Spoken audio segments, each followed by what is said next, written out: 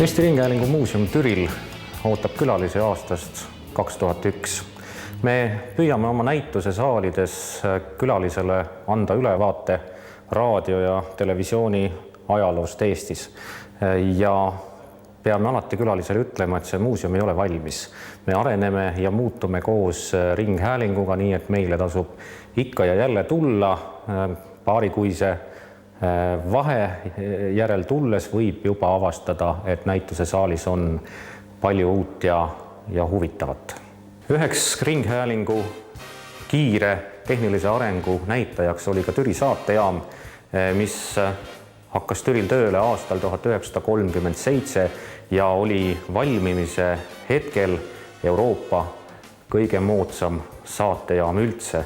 Masti kõrgus oli 196,6 meetrit ja sellise kõrgusega mast seisis siis püsti 3 jalal ilma tugede ja tõmmitsateta, mis tolle aja maailmas oli täiesti omapärane ja ime.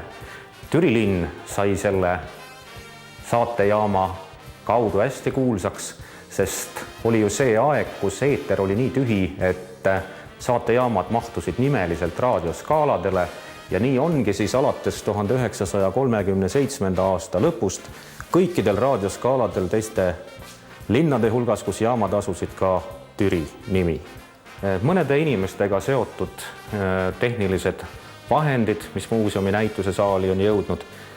See magnetofon MES-28 on kuulunud siis Virumaa korrespondendile Ott Koolile ja kui siit on värv maha kulunud, siis see on olnud raadiomehe pöial, mis üle 30 aasta selle magnetofoniga tööd tehes, neid nuppe vajutades on siia vastu hõõrunud.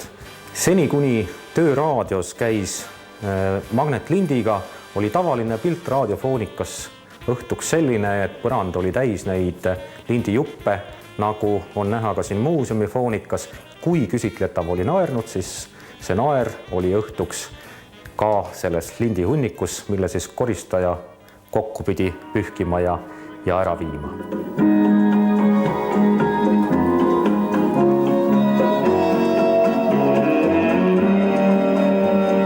Tänaseks täiesti tavaline tehniline vahend, mida raadios kasutatakse, on siis reporteri salvestusseade.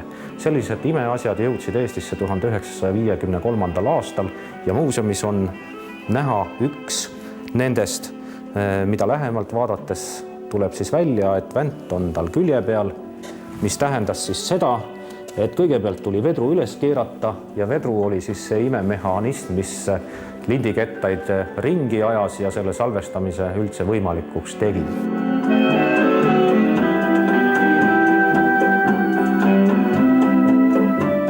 Näituse saali nurgas on meil Eesti Raadio venekeelse programmi ehk Raadio 4 saatepult, mis teenis seda raadiot siis üle 10 aasta, alates aastast 1994 ja täna on see jõudnud muuseumisse ja kogemus näitab, et pakub külalistele suurt huvi, sest see on see koht, kus muuseumis saab proovida, kuidas see raadio tegemine välja tuleb, et inimene võib istuda puldi ette mikrofoni taha ja proovida spordireportaaži monitori abiga.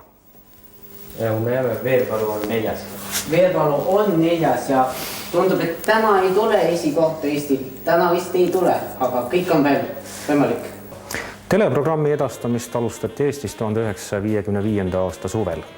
Ja esimesed telerid, mis inimestele kauplustest pakkuda olid, nägid välja sellised ja kandsid nime siis KVN 49. Ja kellele tundus, et see postkaardi suurune pilt ikka natukene väike on, siis võis osta lisaks sellise luubi, kuhu sisse käis siis destilleeritud vesi ja sellega sai siis pildi natukene suuremaks. Värvid said meie inimesed oma telepildi ette sellise kile abil, või filtri abil, mis oli poes müügil, igaüks võis osta ja endale näiteks meditsiinilise plaastadega siia kineskoobi ette kinnitada. Ja eriti peen oli olnud, kui televiisor võeti siit seest välja ja pandi see kile siia kaitseklaasi taha ja siis televiisor uuesti sisse, siis oli tõeliselt peen värviteleviisor.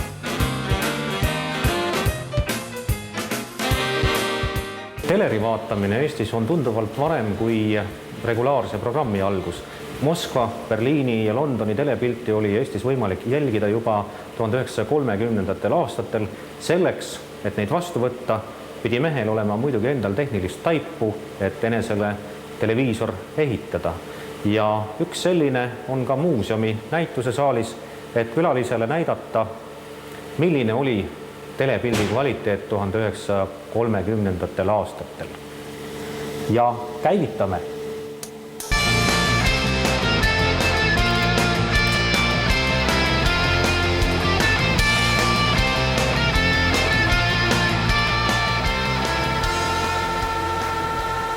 Selline on Eesti Ringhäälingu muuseum Türil.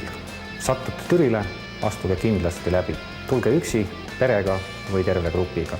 Ja kui ei ole Türile käiku veel planeerinud, siis võtke plaani. Lubame, et te ei kahetse. Radio